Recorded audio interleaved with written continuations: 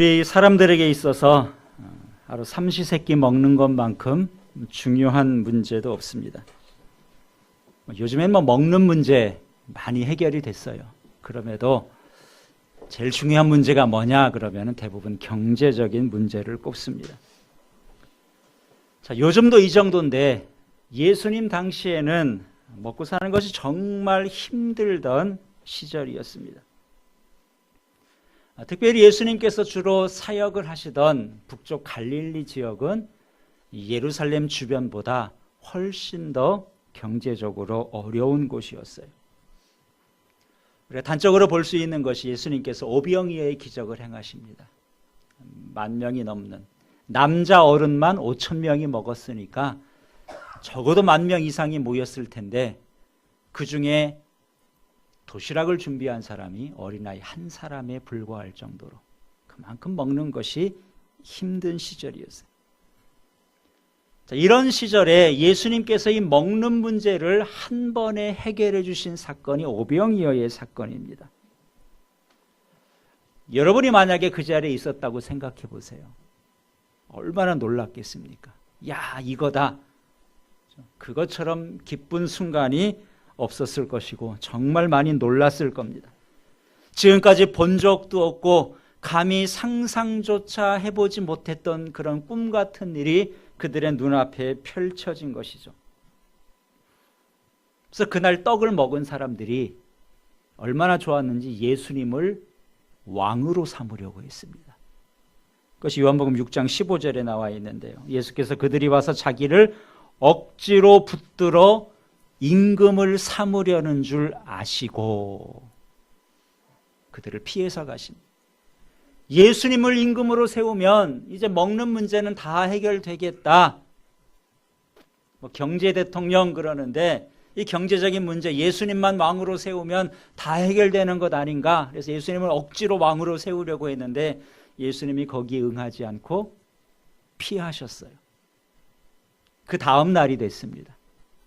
사람들이 어제 일을 잊지 못해서 또다시 예수님을 찾았습니다. 갈릴리 호수 건너편까지 가서 드디어 예수님을 만나게 된 것이죠. 왜 이렇게 예수님을 찾았겠어요? 어제 주셨던 그 떡을 오늘도 주십시오. 사람들의 관심은 오직 먹는 떡, 육신의 떡에 집중되어 있었습니다. 자, 유대인들이 이처럼 경제적으로 힘들 때마다 그들이 늘 생각하는 게 있어요. 그것은 뭐냐면은 그들의 조상들이 과거에 광야 생활을 할 때에 아침마다 하늘에서 만나가 내렸습니다. 자고 일어나 나가보면 만나가 가득 쌓여 있는 거예요. 그것을 거두어다 그냥 먹으면 됐어요. 그러니까 먹는 것이 힘들 때마다 야, 과거에 우리 조상들은 참 좋았겠다. 자고 일어나면 먹을 것이 생기니 얼마나 좋나 이런 생각을 했는데 오병이어의 기적을 경험한 순간 그래 그때 생각이 다시 난 거죠. 그래서 예수님 오늘도 어제 주셨던 그 떡을 우리에게 주십시오. 자, 예수님께 떡을 구했는데 예수님께서는 더 이상 떡을 만들어 주지 않았습니다. 예수님이 배고픈 사람들을 긍휼히 여기시는 분은 맞아요. 그럴 능력이 있는 것도 사실입니다. 그런데 예수님께서는 그 다음 날에는 떡을 만들어 주지 않습니다. 왜냐하면 예수님의 관심은 그들의 육신을 위한 떡에 있지 않았던 거예요. 오늘 그 이유를 본문 49절에서 이렇게 밝히고 계시죠. 너희 조상들은 광야에서 만나를 먹었어도 죽었거니와. 너희들이 그처럼 부러워하고 있는 너희 조상들 그래 광야에서 40년 동안 만나 먹었다. 그렇죠? 근데 만나를 먹은 그 결과가 뭐냐 하는 거예요. 만나를 먹었어도 죽지 않았냐. 너희들 어제 내가 떡 만들어 줬다. 떡 배불리 먹고 12광주리가 남을 정도로 배불리 먹었어요. 그랬는데 하룻밤 자고 일어났더니 또 배고프지 않냐. 사실이죠. 광야에서 40년 동안 만나를 먹었어도 죽었습니다. 어제 떡을 먹었는데 그 떡을 먹었어도 오늘 또다시 배고파요. 나는 그런 떡 주러 온 사람이 아니다. 나는 너에게 그것을 주려고 한 것이 아니라 한 번 먹으면 영원히 죽지 않는 생명의 떡을 주려고 왔다. 예수님이 이렇게 말씀하셨습니다. 사람들이 원하는 것과 예수님이 주려고 하신 것이 서로 달랐습니다. 사람들은 육신의 떡을 원하는데 예수님은 생명의 떡을 주시려고 한 것이죠.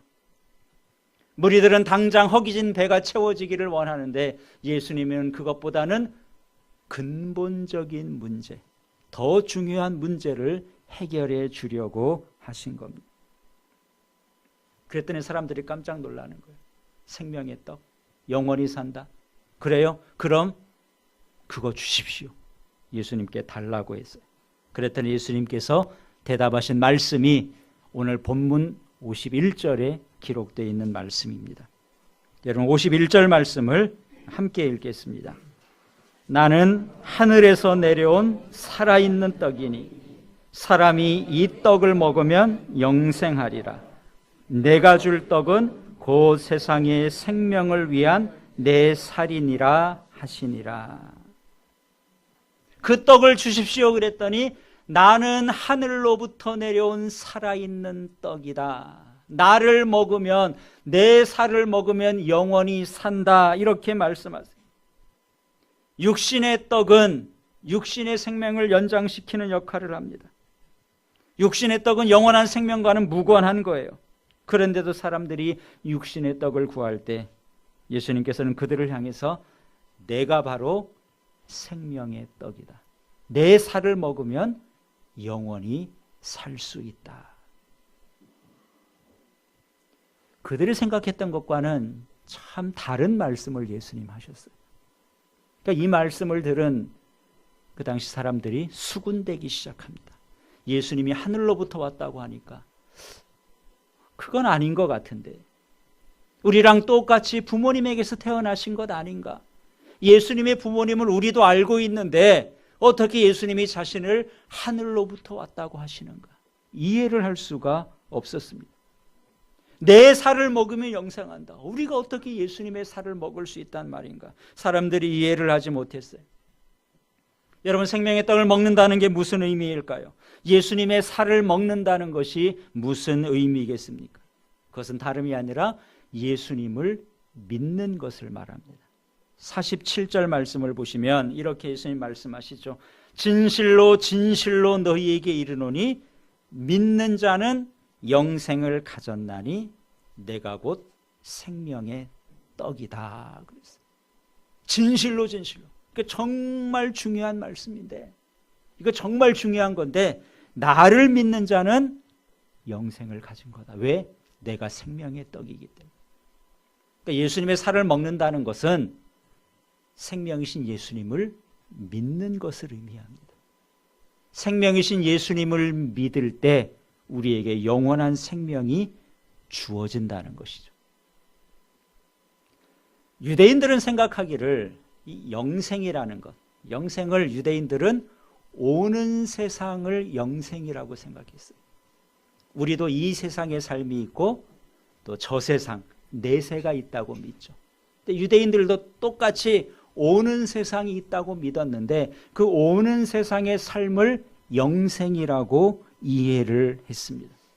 그러니까 예수님의 말씀은 너희들의 이 세상의 삶은 육신의 떡을 먹는 것으로 유지된다. 그런데 너희들이 믿는 영생, 오는 세상, 다음 세상의 삶은 무엇으로 사는가? 그것은 생명이신 예수 그리스도, 영생의 말씀, 생명의 떡이신 예수 그리스도를 믿는 믿음으로 주어진다는 겁니다. 예수님을 믿어야 오는 세상의 삶, 영원한 생명을 얻을 수 있다는 것이죠. 정말 중요한 말씀을 하셨어요. 그래서 예수님이 진실로 진실로 아주 강조해서 말씀하신 겁니다. 근데 예수님이 이렇게 말씀하셨는데도 이 당시 사람들은 그 말씀을 온전히 받아들이질 못합니다. 6장 60절에 이렇게 되어 있습니다. 제자 중 여럿이 듣고 말하되 이 말씀은 어렵도다. 누가 들을 수 있느냐? 어렵다고 했어요. 그 다음에 66절에 보니까 그때부터 그의 제자 중에서 많은 사람이 떠나가고 다시는 그와 함께 다니지 아니하더라. 그동안 예수님을 따르는 많은 사람들이 있었는데 그 사람들이 사실은 눈에 보이는 것 때문에 따랐다는 거죠. 우리는 육신의 떡을 원합니다. 그것 주세요. 그랬는데 아니다. 난 그것 주러 온 것이 아니라 나를 믿으면 영원한 생명을 얻는다. 내가 생명의 떡이다. 그랬더니 그 말씀은 너무 어려워요. 다 가버렸다는 거예요.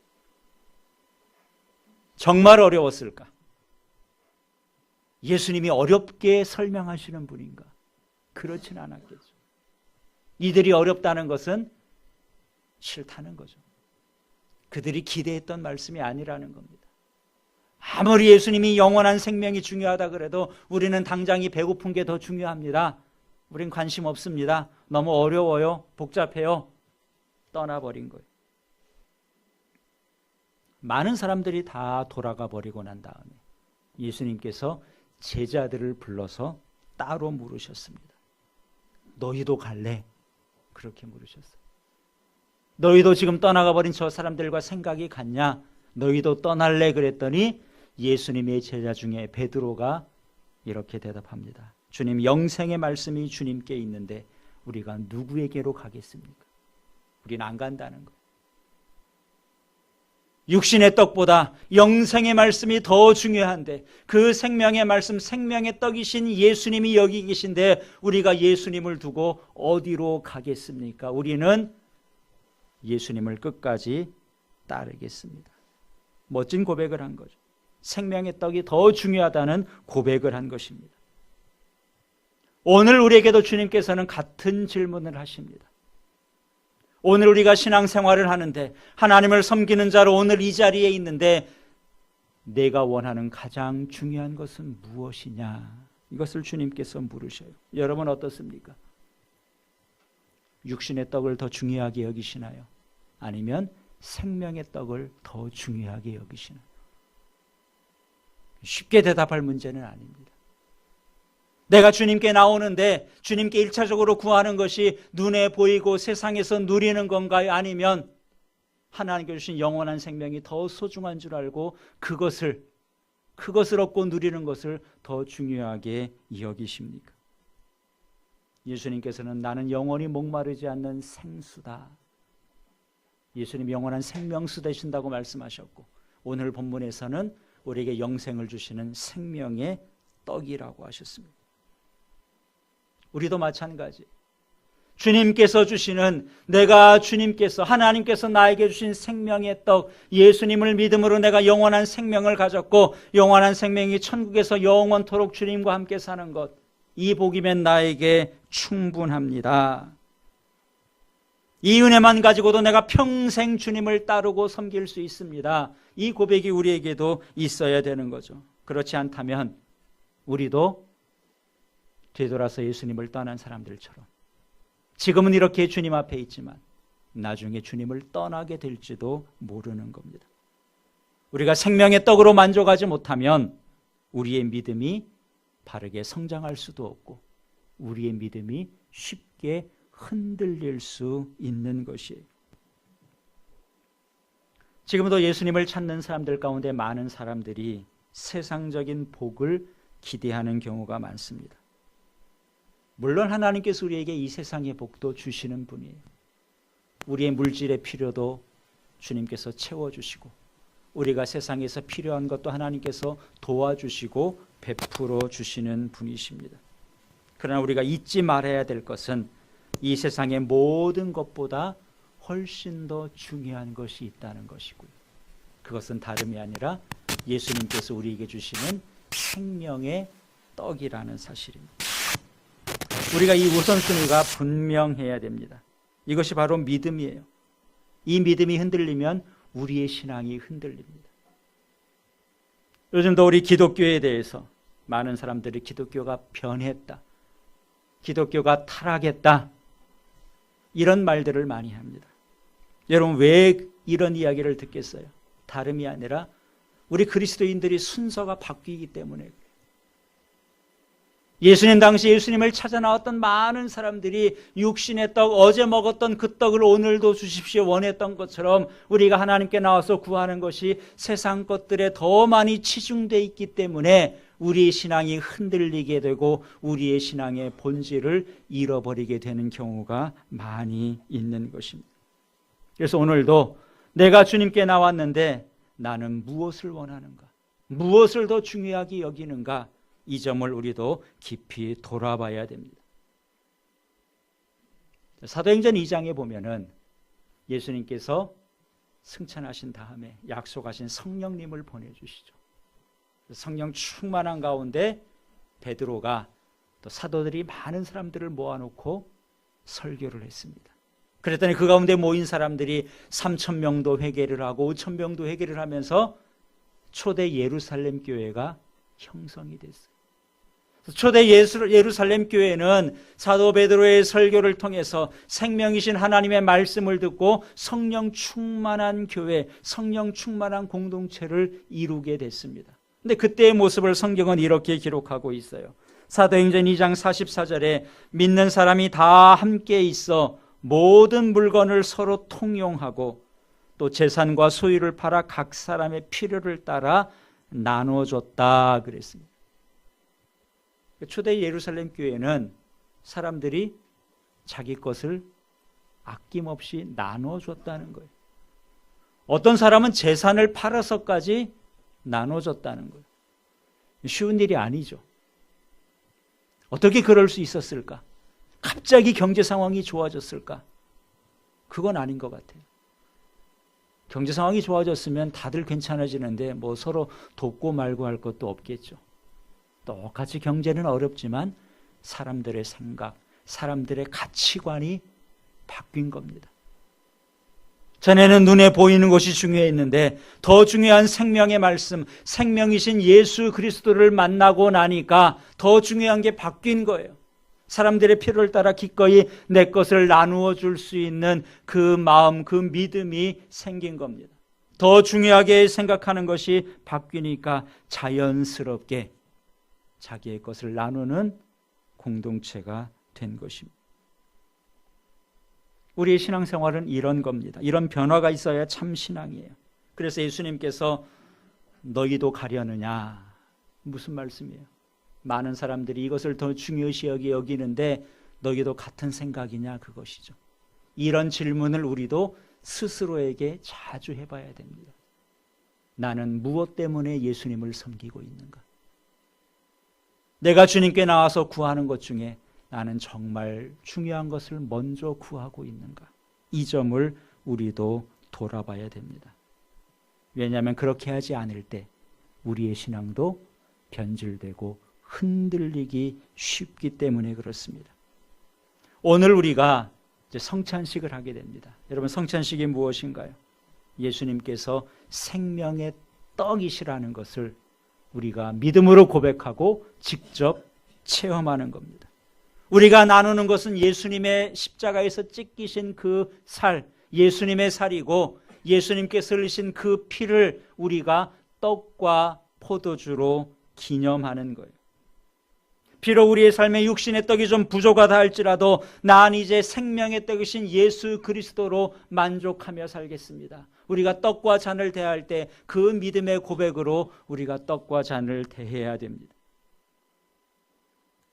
오늘 53절 말씀을 보시기 바랍니다. 53절부터 55절 말씀까지 같이 읽겠습니다. 예수께서 이르시되 내가 진실로 진실로 너희에게 이르노니 인자의 살을 먹지 아니하고 인자의 피를 마시지 아니하면 너희 속에 생명이 없느니라. 내 살을 먹고 내 피를 마시는 자는 영생을 가졌고 마지막 날에 내가 그를 다시 살리리니 내 살은 참된 양식이요 내 피는 참된 음료로다. 아멘. 내 살을 먹고 내 피를 마셔야 된다. 그래서 초대교회부터 주님의 성찬식을 할 때에 그리스도인들이 로마 제국에서 오해도 많이 받았어요. 이상한 집단 아니냐? 무슨 살을 먹고 피를 마시냐 그랬는데 그것이 아니죠. 예수님의 살과 피를 떡과 포도주로 기념하는 겁니다. 나를 기념하라 그랬어요. 기념한다는 것은 기억한다는 것입니다. 예수님의 살이 영생하는 양식이 돼서 오늘 우리를 살렸습니다. 예수님의 그 피가 나의 모든 죄를 맑게 씻었습니다. 내가 그 예수님을 믿습니다. 그 믿음으로 고백하는 것이 예수님의 살과 피를 먹고 마시는 것이고요. 그 믿음이 나에게 있음을 내가 오늘 떡과 잔을 통해서 생생하게 고백하는 현장입니다. 오늘 이 성찬식을 통해서 생명의 떡 되신 예수님, 우리에게 영원한 생명을 주신 그 예수님을 묵상하면서 주님께 풍성한 감사가 있는, 온전한 감사가 있는 그런 복된 시간이 될 수 있기를 우리 주님의 이름으로 축원합니다. 기도하겠습니다. 사랑의 아버지 하나님 감사합니다. 주님께서 우리의 생명의 떡이 되어주심을